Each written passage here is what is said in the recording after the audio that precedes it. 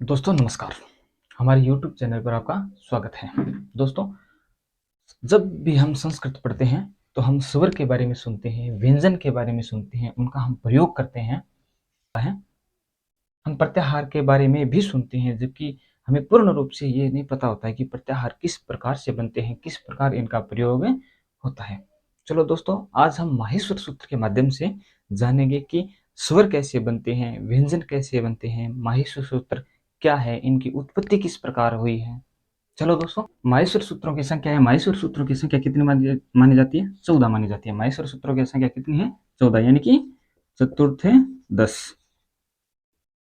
माहेश्वर सूत्र की संख्या है चतुर्दश। माहेश्वर सूत्र की जो उत्पत्ति है वो भगवान शंकर के डमरू वादन से हुई है, यानी कि महर्षि पाणिनि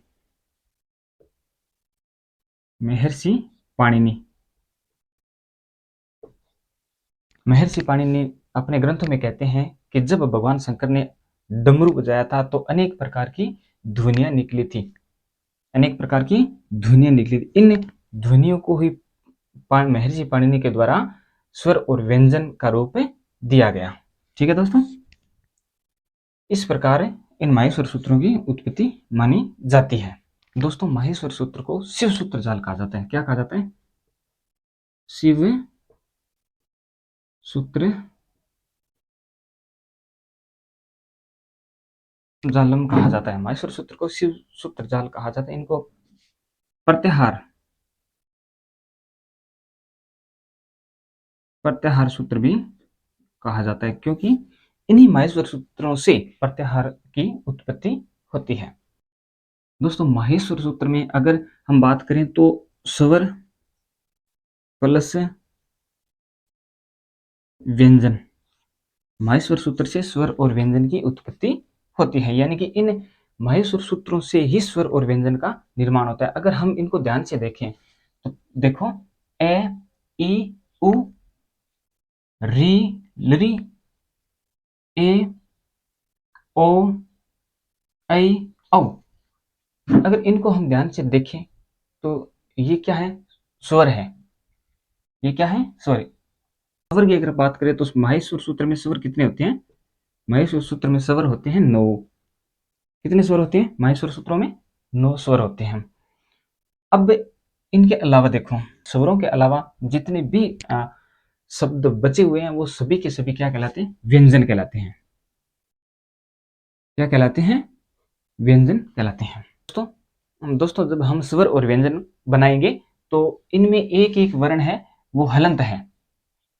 अगर आप ध्यान से देखो, इसमें एक एक वर्ण हलंत है। जब हम स्वर और व्यंजनों को पढ़ेंगे तो ये जो हलंत वाला वर्ण है ये इसमें उपयोग में नहीं लिया जाता है। ये जो हलंत युक्त वर्ण है ये सिर्फ और सिर्फ प्रत्याहार बनाने की दृष्टि से प्रायोगिक है। इसको स्वर और व्यंजनों में शामिल नहीं किया जाता है। ठीक, कि इन माहेश्वर सूत्रों में जो व्यंजन है उसमें से कुछ मुख्य मुख्य भी वैसे भी अलग निकल जाते हैं। जैसे अगर हम अंतस्थ व्यंजन की बात करें ना, अंतस्थ व्यंजन अंतस्थ व्यंजन की बात करें तो ये सभी एक जगह ही मिल जाते हैं कि ये व रे और ले।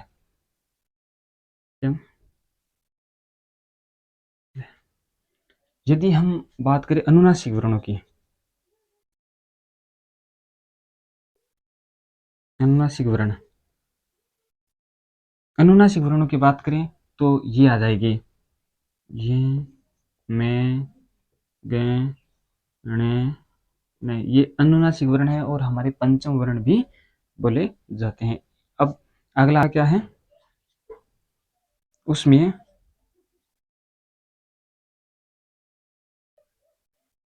वर्ण श श श और है। ये उस बढ़ते हैं हम आगे और अब बात करते हैं प्रत्याहार की। प्रत्याहार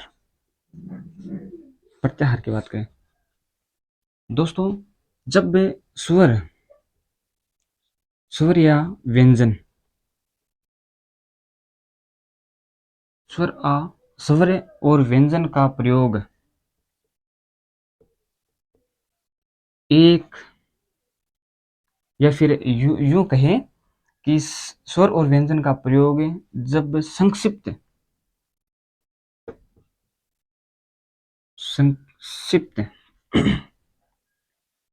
स्वर और व्यंजन का प्रयोग जब संक्षिप्त रूप से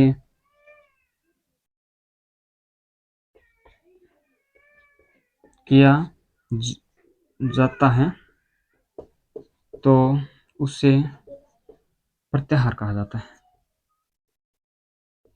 प्रत्याहार कहा जाता है।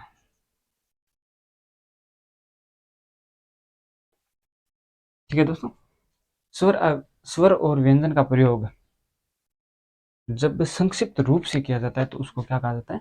प्रत्याहार कहा जाता है। जैसे अगर स्वर की बात करें, ये लिख लिया आपने।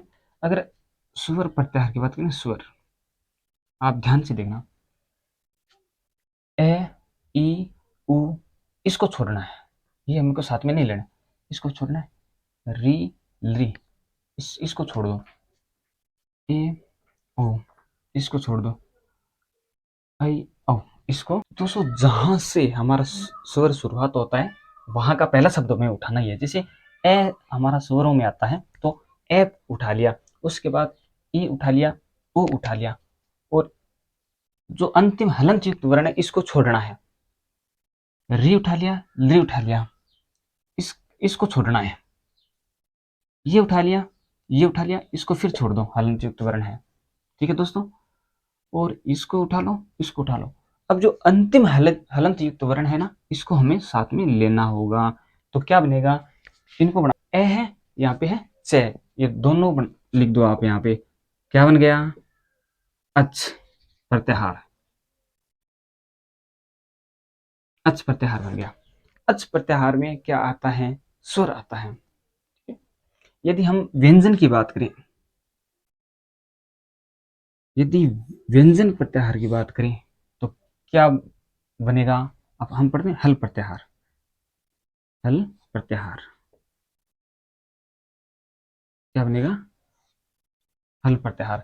ये यहां से है ले लिया, यहां से है ले लिया, हल प्रत्याहार।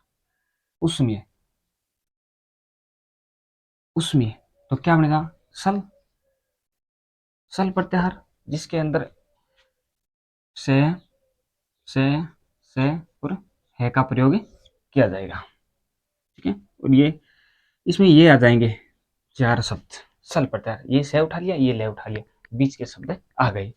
दोस्तों यदि संपूर्ण स्वर और व्यंजनों को एक ही प्रत्याहार में प्रयोग करना हो तो देखो, अल, ये यहाँ पे अल क्या बना देंगे?